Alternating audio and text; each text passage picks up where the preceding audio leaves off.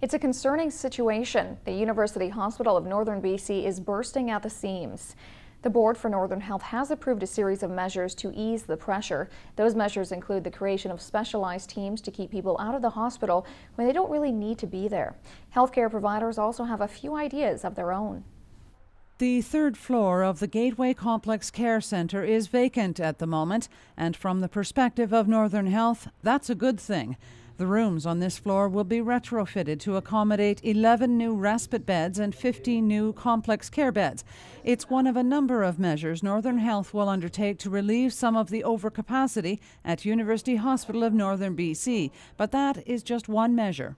So we're creating a team based on a prototype project in Fort St. John that used some LPN staff for home support. And we're looking at putting in place probably 6 of those positions and having rapid access, I mean hours, access to home support. The medical community is acutely aware of the overcapacity and the pressures it's putting on services and delivery of care. It's been something of an issue for a while. Last week or the week before, it was 64 patients overcount. 2 weeks before that, it's 60 patients overcount. And the concern is it's a time of the year that's actually not that busy. It's not the flu season. Orthopedic trauma season is just starting now with the icy roads.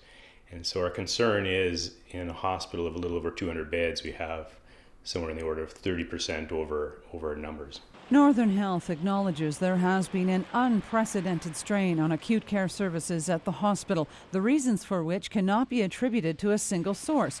The Northern Medical Society says the issue boils down to one thing: capacity.